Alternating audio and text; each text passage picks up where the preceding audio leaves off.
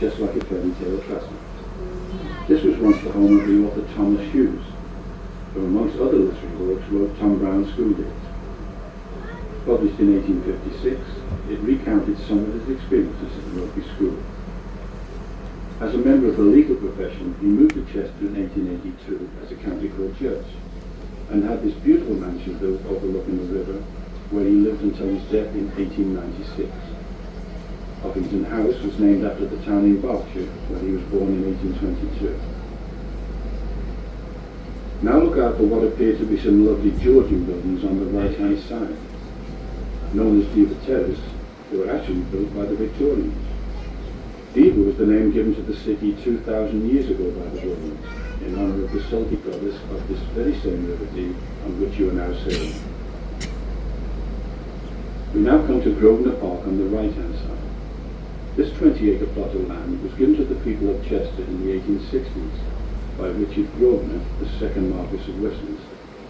I'm sure that many of you will be surprised to know that the very first public park in the world was laid out in Birkenhead, a town north of here just across the River Mersey from Liverpool.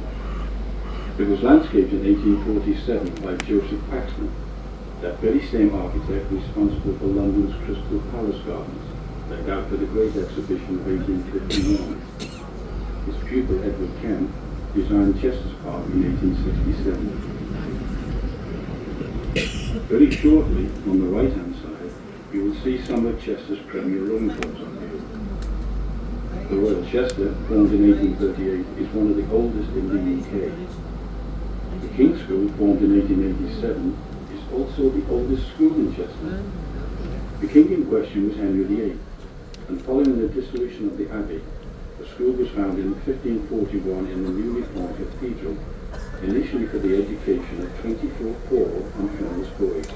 By 1960, the school had expanded significantly, opening to new branches just south of the city. In 2003, the school became fully co-educational. Beyond the Boathouse Inn, dating from 1850, is the Grosvenor Rowing Club, formed in 1869, using the family name of the Duke of Westminster, whose estate lies further upstream. The large buildings on the left-hand side were built from the mid to late 19th century, once again for the well-to-do people of the day. Nowadays, many have been converted into nursing homes and the like.